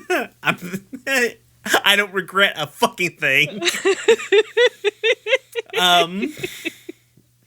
Alrighty. Episode 30, Island Adventure. Steven takes Lars and Sadie on vacation to a magical beach to mend their friendship. I feel like you could add things in here that like make this make a little bit more sense where it's like, and then things go awry or something like that, you know? I mean, I feel like that's still, like, for a 1-sentence summary, that's pretty on point because that gets down to the core of everything stems from the fact that Steven wants Sadie and Lars to get along better, so he takes them on a beach trip. Yeah, exactly. All right. I'm going to try and blaze through this synopsis. The episode begins with the gems on Mask Island. This is called Mask Island, by the way. Yep. Which is why now reading this makes fucking sense about everything's weird face. They're on Mask Island. Pearl and Garnet are on the island's beach discussing a gym monster that's missing. Steven admires the ocean view, and Amethyst tells Steven that it's time to go. Before going, Steven asks if he can warp them home, which Pearl jovially is pretty happy to let him do. Steven then warps them home. He's really excited about it. He's like, I'm the warp master. There's a great visual gag bit where Amethyst pretends to have like a fly head. the gems are like, all right, we've got to go back out on the mission. Steven's like, can I warp us? And they're like, no, we've got to go under the ocean and you have to breathe. And he's like, well, can I tell my friends I'm the warp master? And they're like, sure, fucking weirdo, go for it. Steven immediately tells his only friends, Sadie and Lars, that he is the warp master. They're just kind of burned out in their retail job. Lars is fucking asleep. Sadie tries to get Steven a donut, knocking Lars over. He's real pissed off about it. Sadie and Lars just immediately start having an argument. Lars is like, I don't even want to be here. And Steven's like, oh shit, I can help with that. I can take you on a magical island vacation. You guys can like chill and relax. And Sadie's like, well, maybe it could work out. Reluctantly, Lars joins Sadie and Steven as they go back to Mask Island. Steven explains that they were here trying to find a gem monster and didn't. Lars tries to nope out, but then when they try to return to the warp pad, it's missing. Cue Lars having a bit of a freak out and being kind of just a shitty boy. As they kind of lay down to go to sleep for the first night there on the island, Steven laments that he can't really get through to Lars. Sadie is like, he takes a while to warm up to things. You just got to give him a chance. We begin a montage. Cut to the next day where Sadie is trying to catch fish. Lars is still trying to get signal on his cell phone. He's being a real fucking shithead about it. Sadie angrily stabs her stick down, catching 3 fish, and then demands that Lars, since she caught the fish, must cook the fish. Fast forward to around the fire, where Lars is cooking the fish. Steven is very upset that it has like a little face. And Sadie's like, hey, this is actually really good food, Lars. And he's like, oh, hey, thank you. He makes a stupid joke that Sadie laughs at. Steven, realizing that they're having a moment, instinctually ruins it by starting to sing a little song. Cue the montage of them on the island. Basically shows them kind of going through their routine of like catching fish, building shelter, cooking food. As time progresses, we're seeing that time is progressing. I don't know how long they're supposed to have been on the island, but it takes a while. But we see during the montage that Sadie and Lars are growing closer. Montage kind of ending with like as they're kind of curled up in the little hut that they've built. Like Lars puts his arm around Sadie and she sort of snuggles into it. As the montage ends, Sadie wakes up the next day after the cuddling to find Lars kind of having a freak out over on the cliff. He's very homesick. He's worried that they'll never get off the cliff. He has a bit of a breakdown in this moment of like weakness and emotional vulnerability. Sadie and Lars kiss and then immediately just go like full tilt making out. Like they just fucking go for it. Steven starts singing a little bit and they're both like, what the fuck is wrong with you? They are attacked by the invisible gem monster. Or they are attacked by a monster. It's the gem monster. It's invisible. That's why they never found it. It starts to rain and they start running through the forest. They're being chased by the gem monster. Lars is having a bit of a freak out. And finally, Sadie, under duress, like takes them over, pulls back a pile of leaves, and there's the warp pad.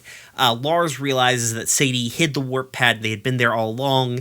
They start having an argument with accusatory remarks from Lars being like, you trapped me here just to come on to me. And Sadie's like, you're the one who fucking kissed me. Pushing Lars, he falls into a muddy pit. He's being attacked by the invisible monster. Sadie gets down into the pit and just goes beast mode on this fucking invisible monster.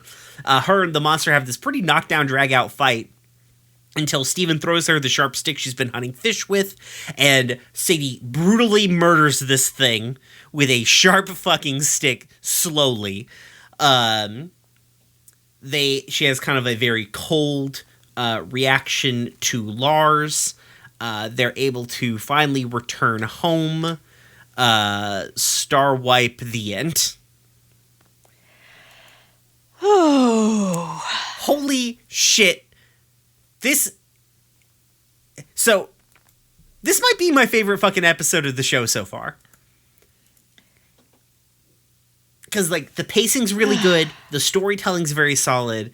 It tells just like a wacky fucking, like just a fucking off the fucking rails story.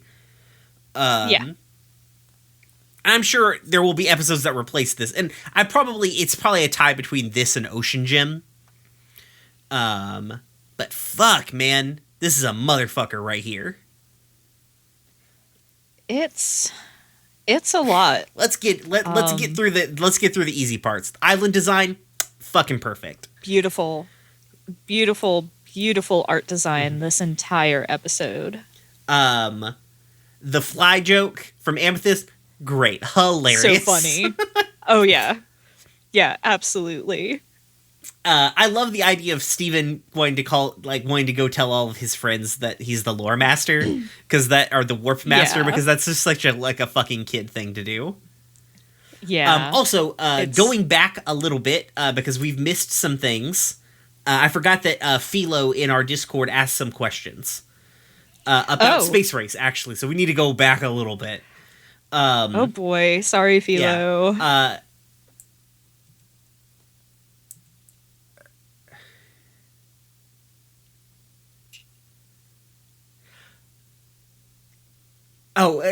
Basically, so I'm reading Philo. What Philo wrote here was, well, so much for Pearl being the sensible mom. Pearl has to realize that Steven, once Steven blows the canopy, that he won't survive. He can't survive in space, right? And then Greg continues to be to only just realize all the shit that his son gets up to that might kill him. So I think Space Race is the same analog of showing like Steven's parents being fallible people. Like Space Race is to Pearl what House Guest was to Greg. Yeah, of having this selfish moment that hurts Steven unintentionally. She does obviously realize that he can't survive in the once he blows the canopy, you know, because that's the thing that really pushes her over the edge to like change her mind, you know, because if the canopy was still on, she probably would have let that motherfucker blow up. Also, poor Greg, frankly. Yeah. He's trying so hard. But yeah. And Will had a question about Secret Team, which is, why doesn't Steven have any friends his age? Which frankly applies to the fact that Steven's first thought is to fucking run to He says specifically, the Big Donut. Can I tell my friends I'm the warp master? And the first people he goes to are Sadie and Lars. Yeah. Why? I mean, given we've also not seen any kids Steven's age that aren't PD, so who knows where all these children are? They're in school. That's where they are. Presumably, yeah. PD's probably homeschooled. I could see PD being homeschooled. Yeah. PD's a smart kid. He maybe skipped a couple of grades. I don't know. But yeah, I don't know. Also, Will, you say I have a lot of opinions about Secret Team. If you have this is my call out to you, dear listener. If you have opinions or questions, or you just want to come talk about the show or our takes on the show, come join our Discord. We have especially after this week, we have a great Discord. Everybody in our Discord's cool as shit. You should come and join it and talk to us. We talk about all kinds of things, not just Steven Universe or tabletop RPGs, but we make dumb science jokes. We play video games. We talk about all kinds of shit. We get up to all kinds of shit. So you should come join our Discord if you have Discord. The link is down in the description below. That link still works theoretically. I'll have to double check it. I may have to redo all our links. We had some issues, and I think Danielle may have disabled all the links, not just the one that she was using for Escafil files. So we'll see. But nonetheless, come join our Discord. It's a good Discord. Anyways, that's my pitching the Discord. My last pitching of the Discord. Sorry we missed your questions at the time, y'all. We're just kind of we're real in the moment tonight. Yeah. But yeah, so Also, my note after like Sadie and Lars retail vibes is like, hey, fuck you, Lars. My note after Amethyst being funny is why Lars, followed by yes, fire Lars. I know, right? My note is like Steven says something along the lines of like, something is causing Sadie and Lars to be upset at each other, and I'm like, that something is Lars, Steven. Yeah. Like, I appreciate Steven's willingness to give everybody the benefit of the doubt and think the best of everybody, but honestly, Lars is a shithead. He's the worst. Like, why is he even here? I mean, okay, I'm not saying why is he here in the sense of why is he in the series. I think he's a fun character, but I do hate him. Right, it's true. Like, I love that Lars is in this series, but he's a shit. Like, I love to hate him. He's the total heel. Yeah. Yeah. And I like where they take Lars's character as he like grows up and matures. But right now, fuck. He's a total shit. Like, yeah, I feel like there's some stuff to be said about like him being on the island and how his attitudes and stuff shift on the island when he doesn't have anybody that he has to really perform his masculinity for. Right. But we'll get to that. We'll get to that. Yeah, I'm just kind of getting the easy shit out of the way. Basically, I'm trying to get us up to the once we hit montage, we're in it. Yeah. I also, why is Sadie wearing a full ass coat to the tropical beach? I had the same exact. Well, not exact. I said, Sadie, why are you in a puffy jacket? Thankfully, though, she ditches it like one scene in. Right. But if she's gonna ditch it, why did they, from a character design standpoint, put it in there? I don't know. I think maybe it's meant to show us a little bit about Sadie's character because it's like she's dressing for, like, you can always take a jacket off, but you can't put on a jacket you don't have. That's true. And we're going through a weird teleporty thing. Who knows what's on the other side? Exactly. Also, my note after that is, okay, Lars has a point about being stranded and wanting cell service on vacation, about wanting cell service on vacation, but ugh, Lars. I hate that I'm agreeing with this boy. I know, right? Like, he's not got a terrible plan of trying to get them off the island. Also, they set up, I missed it the first time I watched it. They have a little scene where they explain, like, oh yeah, Sadie could have done the thing. Right here. Mm-hmm. Like, it's good layout. Sadie fish murdering is good. Yes. I don't remember what triggered this, but in all caps I have Sadie stop defending Lars challenge. I think, she was talking to Steven while they were fishing and talking about how, like, he just has to open up or something like that, or, like, he's a tough nut to crack. I have fuck off Lars, but I don't remember what that was in reference to. This whole episode. Yeah. Also, this is going to be a moment for me to embarrass myself in front of our dear listeners, because the whole not liking food that's looking at you thing that Steven has going on, I feel this. When Anya and I went to the better Korean barbecue place in the area, I know Anya likes shrimp, so I ordered a round of shrimp for us as one of the many things that you slap on the grill to eat. And I did not know this, but the shrimp came whole. Yeah. I was deeply upset because I cannot handle whole shrimp. Shrimp are not allowed to have heads. Shrimp don't have heads. Is it just shrimp? Like if you eat a lobster? Lobster is less of a thing. Like, I don't eat lobster that much. Like crawfish. And the same thing, I can't handle crawfish, no. Gotta suck the little heads out. I guess it's the small ones. Yeah. I don't know. But no, I was... Oh, go on, sorry.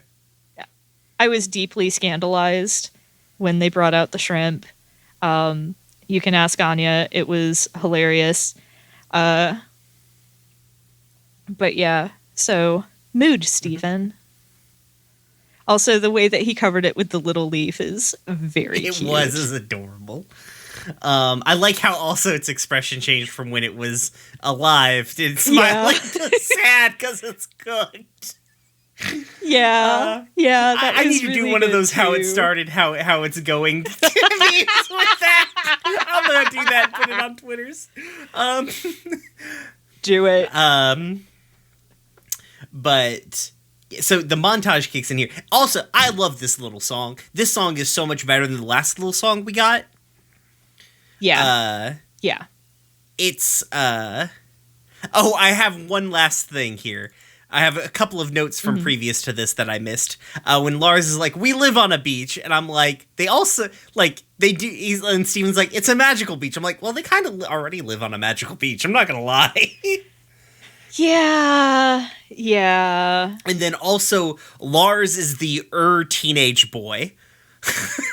I hate that I agree with Lars so much in this episode because it's like how on the surface I agree with a lot of libertarian principles, but I don't want to be associated with libertarians. No, fuck them. Yeah. So it's like, I agree with Lars, but he's a shit, so fuck him. But yeah, like Lars is the like teenage boy, like the mold of a teenage boy. All teenage boys are cast from. Well, this goes back to my deeply held belief that Lars is trans. Like, I believe that he cast himself from the teenage boy mold. He traveled to like Brawlhalla. Oh God. Why am I allowed to speak? God damn it, Brian. God damn it, Brian. It's a shame that we only got like 10 episodes out of this podcast. Shit. I hate that was funny. Like, it would have been bad enough if it hadn't been funny, but it was funny and I hate it. But yeah, like, I think that's true. Like, it really, I mean, it also gets at the heart that like most teenagers put on this performative sort of act to their peers, you know? Yeah, exactly. So yeah, like the little song, the montage, very cute montage, does a really good job. Like, very few shows have as good of a handle on how to use a montage like Steven fucking Universe does. Yeah. I mean, I guess it's and by nature of their short runtime, they need to convey a lot of information in a small package, but fuck, they're good at it. I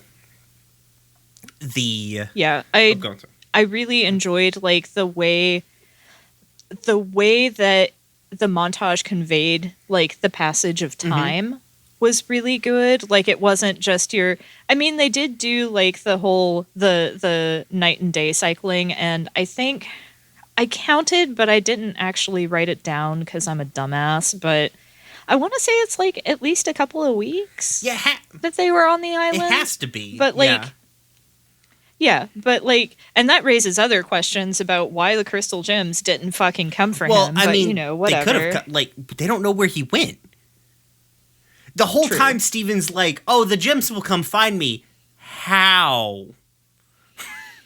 Yeah. He did not tell anyone where he was going. Yeah. Fair. So, but like, it's really good showing like the wear and tear on the clothes. Like, one of the things that is interesting to me from an artistic standpoint in Steven Universe is how willing the artists are to play with the character models. Like, you know, when gems get poofed, they get a new character model after they come back. Steven gets a couple of outfits. Sadie and Lars get a couple of outfits. They get several outfits in this episode. Right. I mean, I think Lars is wearing, like, outside of them being at the Big Donut, like, Lars is wearing, like, a different teenage boy t-shirt, like, every time you see him. The snake shirt is a repeat. This one is? Oh, okay. Yes. I want to say this is the one he was wearing in Lars and the Cool Kids. But you're right, he does change clothes. And they use that really effectively to communicate not only like how long they've been there, but what they've been doing. Because, like, you know, one of my next notes is, Lars gave Sadie his shirt. Parentheses, though, how does it fit? But, like, Sadie is doing a lot of physical stuff, and so her clothes have taken a massive beating. And so the fact that she had to replace her shirt makes sense and just goes to show what she's been doing and how long she's been doing it. Right. I like how their hair changes. Like, Steven's shaggier during it. Like, Yeah, he's he just not turns into super a little shaggy. fucking gremlin. Yeah, I mean, that's a mood. Like, I've turned into a gremlin during the pandemic, so I feel that. But like, you know, it's not too shaggy, but it's clear his hair's grown some. Like, you know, again, it's just giving weight to the passage of time in ways that other shows would not have done as deftly. Right. And then, like, did you mention, like, Sadie's legs getting hairier? I haven't gotten there sorry. yet because I didn't notice it until after the montage. But yeah, Sadie's legs get hairy. Like, Sadie's a big girl and she's allowed to eat shit and have hairy legs. That you don't see that. I love Sadie so much. And I love how the show allows her to be. Like, she's just allowed to be a big girl who likes oyster crackers and doesn't bother shaving her legs when she's stranded on a deserted island. Right. Like, doesn't care about it. Like I've got bigger, more important shit to do, like feed us. Yeah, exactly. And it's so good. It's so nice to see that kind of storytelling through the character design. I like at the end of this montage when, like, Lars puts his arm around Sadie, right? Normally this could be played off. It's a little thing, but, like, normally this would be played off as, like, oh, Lars rolled over. It kind of like a slightly unconscious thing from Lars, right? But then Steven rolls over and Lars just, like, fucking kick, like, Steven, if Lars is the teenage boy, Steven is the cock block in this episode. Yeah. Yeah. But, like, when Lars kicks him away, like, that means Lars is conscious of the things that he's doing. Yeah. I wrote down, ugh, why is Lars spooning Sadie so cute? I know, they're cute together. And why are they so cute together? I hate Lars. Sadie deserves so much better. Why am I still rooting for Sadie? Because we want Sadie to have the thing that she wants. We don't give a fuck about Lars. That's true. But I also did write, these two are the worst fucking couple. Yeah, they're so bad. They're fucked. I do find it kind of interesting, like, when they're out and about in the world, they're bickering a bunch, and when they set aside their individual bullshit, ostensibly, they work really well together, kind of similarly to how we just saw Amethyst and Pearl. Right. And, Another part. I hate Lars. The thing is, I don't think he's being a shithead in this particular... Like, I feel like the things that he's doing, he's being very honest right here, right?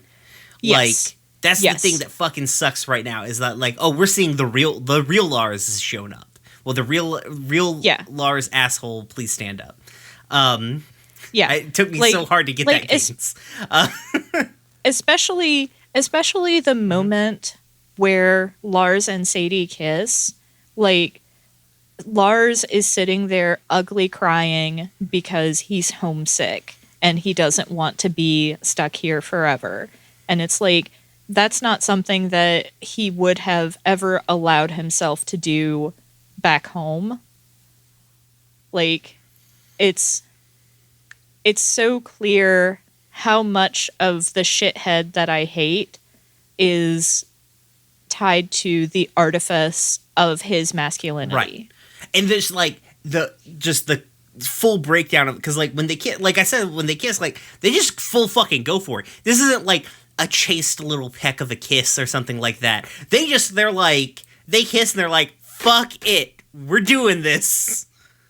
Like if Steven had not shown up, them two were fucking like.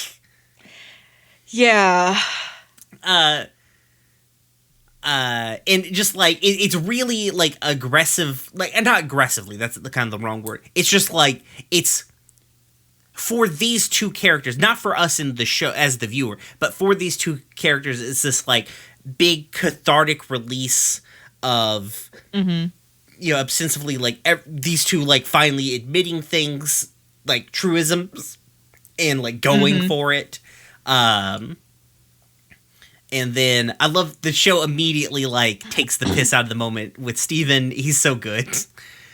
Like, and they're finally they're both like, don't you understand privacy? And Steven's like, no. People walk through my room all the time. Like,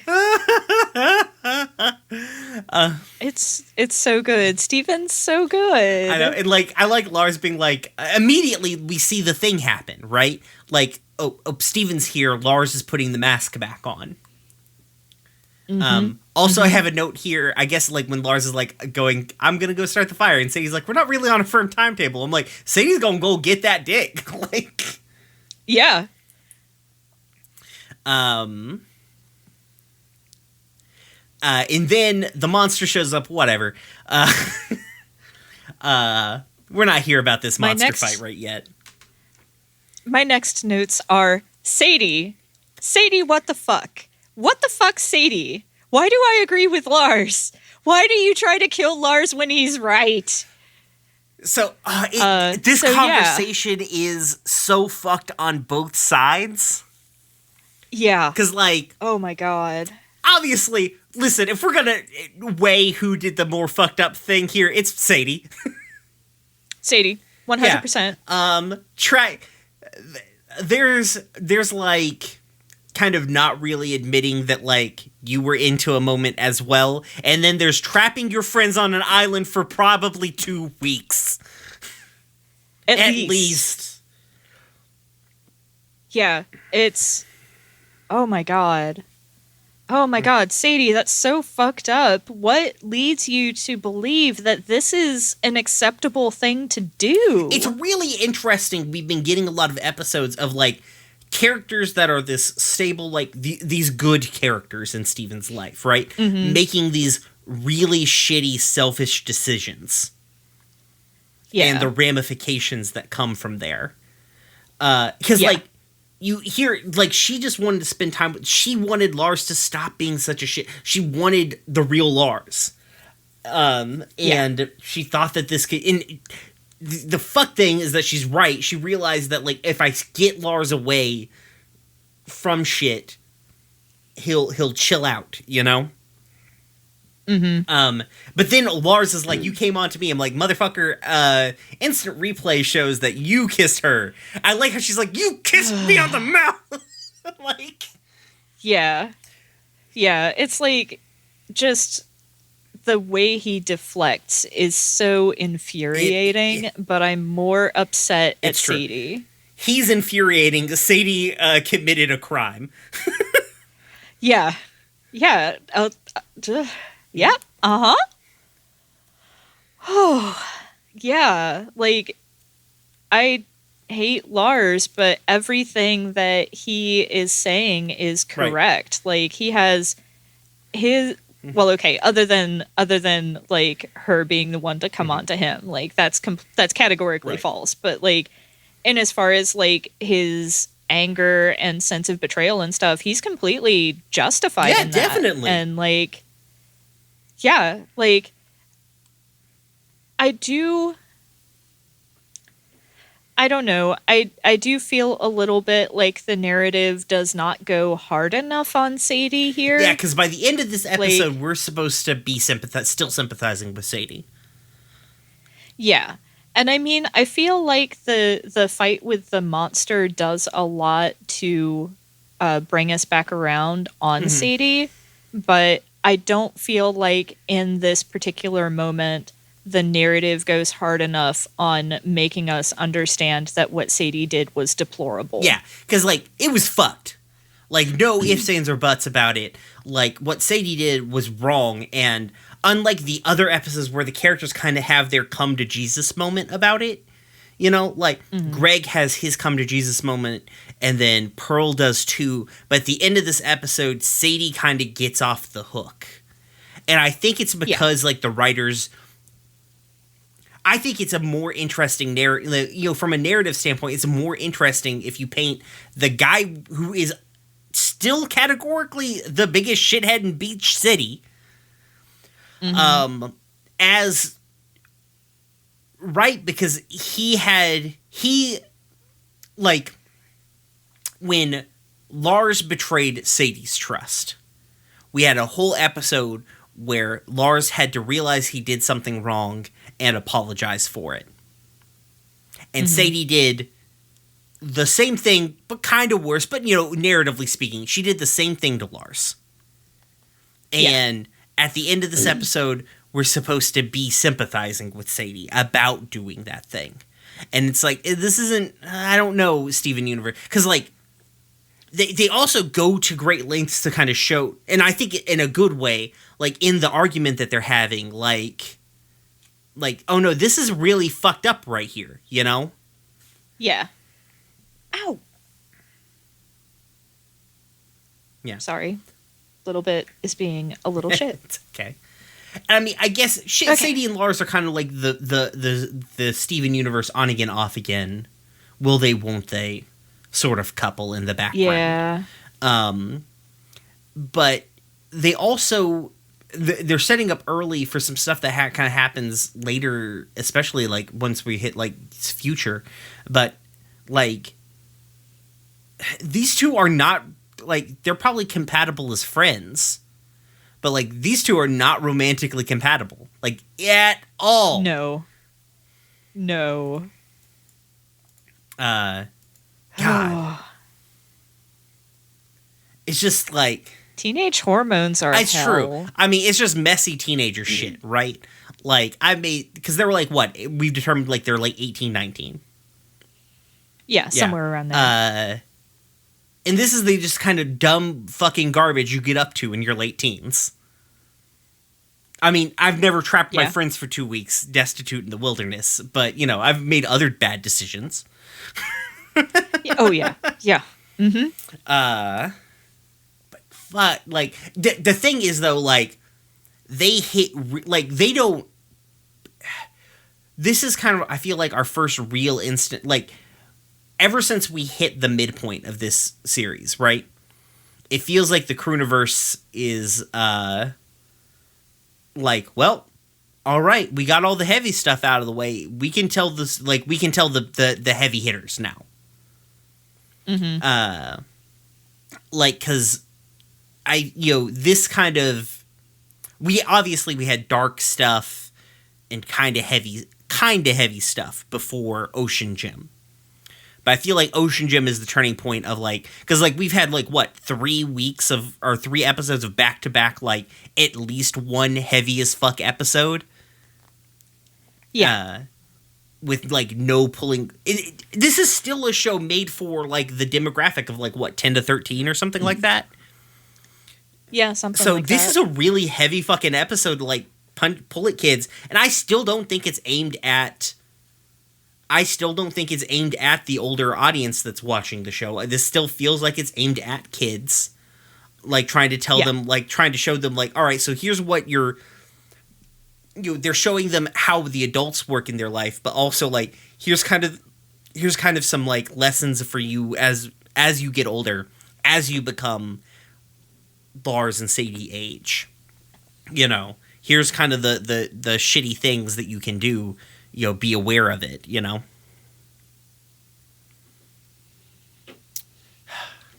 Yeah, it's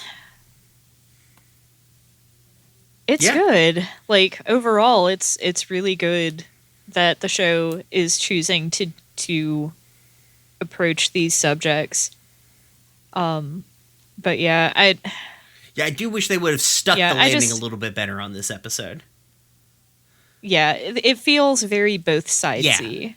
And in a sense, it kind of like, I think it's nice to show that like Lars is still a shithead while still being the victim. You know what I mean? Like, just because I think the better lesson here would have been, just because somebody's being a shithead doesn't give you the right to like force them to change. Yeah. You know, just because you like somebody or you think that they can change, like, because that's what, you know, essentially like what Sadie does here is like she sees the opportunity to adjust Lars's attitude. And while Lars's attitude needs some adjusting, like, you can't just do that to a person without their consent. Yeah, it's not her place to make that decision for Lars. Lars needs to come to that decision by himself.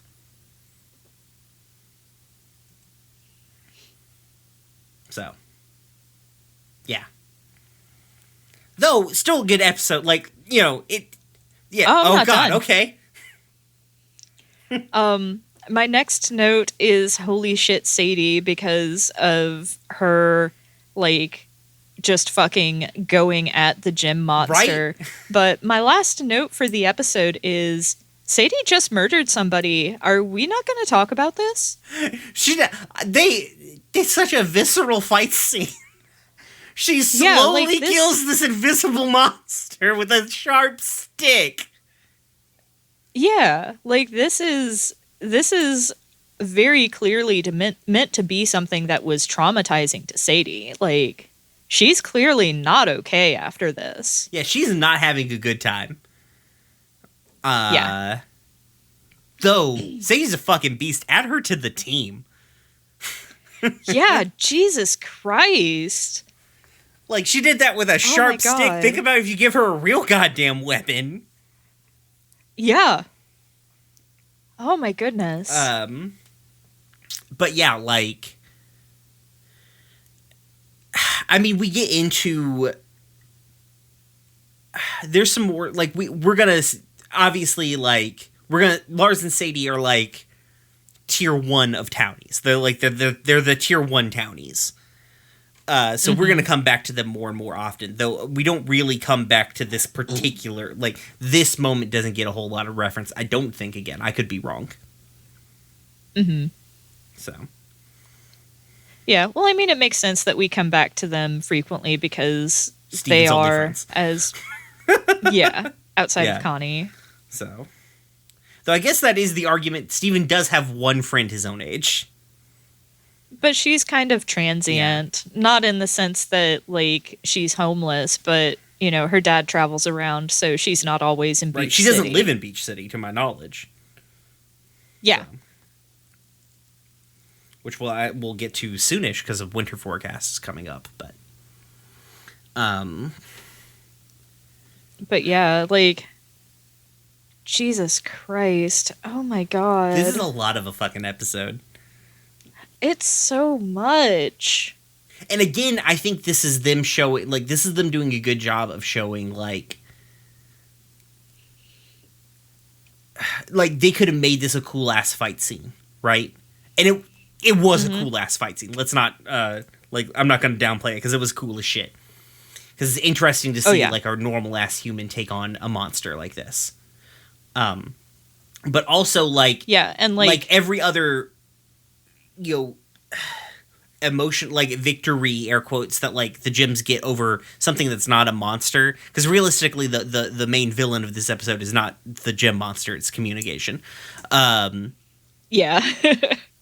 Anytime like the gym, they could have de-escalated a situation, and somebody chooses to go at it violently, it's either a hollow victory or it just sits bad in your mouth. Like, it's not shown as, like, they don't glorify the win here. Yeah. From a narrative standpoint. Steven's like, hell yeah, we killed the monster, right? But, like, Sadie and Lars are still fucked. Yeah. Ooh, the bottom of this cup's just whiskey. Oh, Oh lordy. So, but yeah, motherfucker of an episode. yeah. I did want to go back just a Mhm. just a second because yeah, it was a really good fight with the way that the animators played with the mud partially revealing the monster and stuff. That was actually really Yeah, and good. then like the rain kind of showing its outline. Mm-hmm. Again, like But also, great yeah, this show it's- has great fight scenes. Like for a show that's not really that is I wouldn't say the point of this show is fighting. Like it has some of the better action scenes that I've seen. Like I like, and I guess I've always sort of known that, but like going back and watching it, I'm like, this is good fight choreography of this animated series. Mm-hmm. They booked this show good. Yeah. Sorry, what were you gonna say? Okay. I forgot. It's cool. Oh, I remember now. Like aesthetically, this fight scene is really pleasing, but like from a narrative standpoint, they do a really good job of showing how this is not good overall. Right. And I like this commitment to like, again, it's like watching this season 1, they're setting it up like, okay, yeah, of course the show is never going to end with a big climactic battle. Like that's just not what this show. The show is not interested in that. So Yeah. Cool. All right. Anything else? I'm very mad at Sadie, but that doesn't mean that I don't think she deserves the world. Sadie only did this because Lars is such a shit, frankly. That's not true. That's not. I know that's not true. Very victim blamey. It is. I regret saying that, but I just wish Sadie would get better taste in men. I wish Sadie would get better taste in people because it doesn't have to. That's be a true. man. That's actually like downplaying that happy. Sadie is in fact not straight, canonically. Oh, yes. Nice. Later on, like. Do you want a spoiler for Steven Universe Future? That when we get to Steven Universe, we'll maybe even forget this, but by the time we get to Steven Universe Future. But I mean, considering the sponsors of tonight's episode, I may very well forget it before we even think about getting there.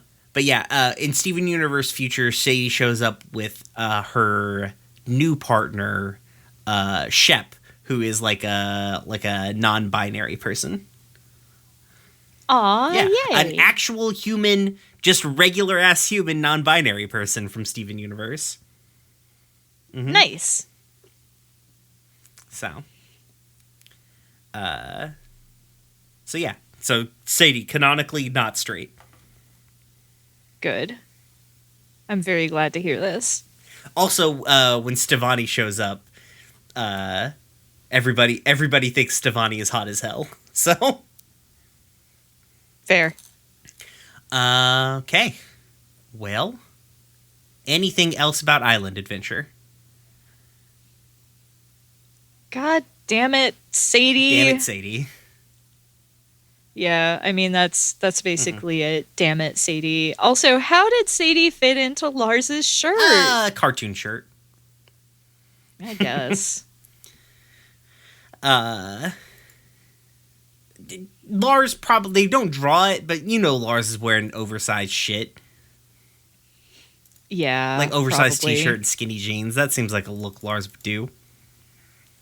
Yeah. I've been that kid. So, alrighty. Well, next week, or next, goddamn, every time. Next episode, we're going to have a special guest. Let me pull up their name. I'm a terrible host. I'm going to cut this part out. Hold on a second so I don't sound like a total fucking piece of shit.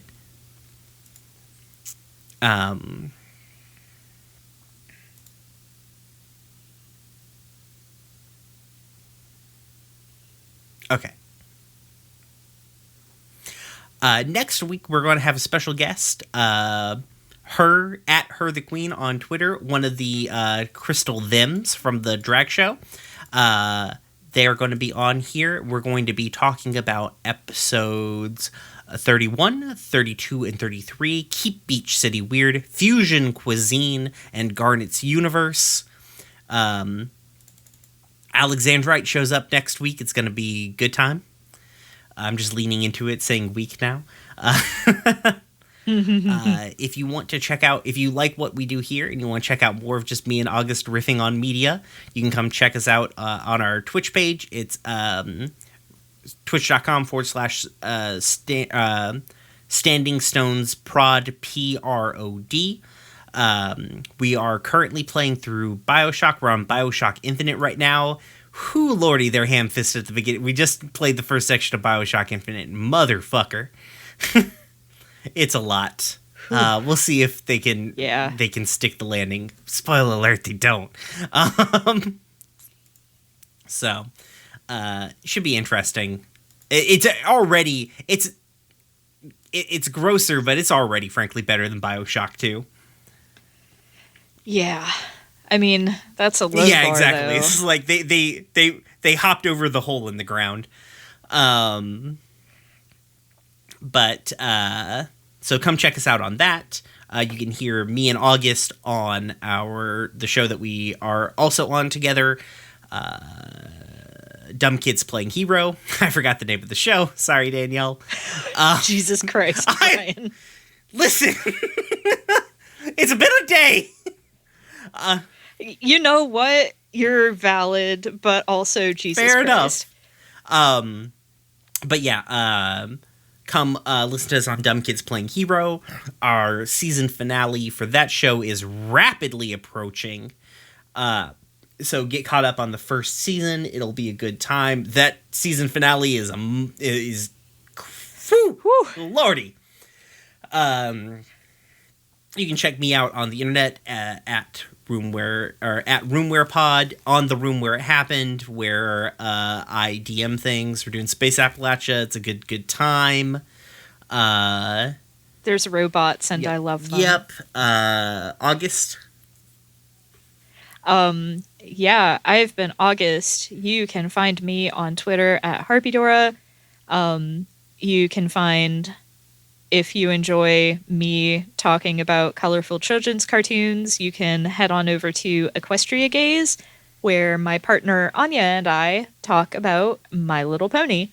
And if you want to hear me pretend I'm a bunch of other people, you can go over to Follow the Leader at FTLcast on Twitter and hear me do just that.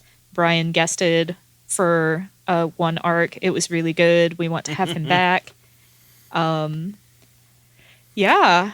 Check out if you listen to both Equestria Gaze and this, and you're not listening to Escafil Files, what the fuck is wrong with you? Go listen to some good Animorphs content from Jade and Danielle. They are doing that weird Space Wizards work over there. I was gonna say the Lord's work, and then I was gonna say the name of that Space Wizard, but then I forgot the name of the Space Wizard. Oh my god. They are on our podcasting guild. You can find information about that at Stones_Standing. Big shout out to our sort of affiliate podcasts, Kitty Cat War Crimes, Warrior Cats podcast, and Hope's Hearth. Sorry, not Harvest. What's Hope's Harvest? It sounds like the 2020 know, right? election. Hope's Hearth, where you can find Danielle and Amber, along with like members of our good Discord, Izzy and Lindsay. Is Lindsay on that? Yep. Yep, Izzy and Lindsay and Will. As well as Admiralty Blues, featuring Philo. It's a Beam Saber podcast that has kind of like a... Right now, to be perfectly honest, I'm a little behind on it, but it's got a real Red Dwarf vibe to it that I dig. Oh, yeah. Did I nail it? Yeah. Yeah, I can definitely see that. That is not something I would have put a name to myself, but now that you've said it, yeah. It's good ass show. We hang out with some cool people. You can be you are a cool person, frankly, but you can come hang out with those cool people in our Discord. Link is in the description below. It's been a motherfucker, y'all. By the time you're listening to this, you're going to be a week out from this piece of shit fucking day that's been today. And, just take care of yourself. Oh, no matter what's happening, take time, take a breath. No matter what the final decision on this thing's going to be, we ain't done. So take a breath, recuperate, because we got to get back in that motherfucking streets. Because even if Uncle Joe wins, we gotta put his feet to the fucking fire, because he ain't gonna do us no favors. Yep. And like our founding father Cookie Cat said, be like Cookie Cat, leave your family behind. Peace.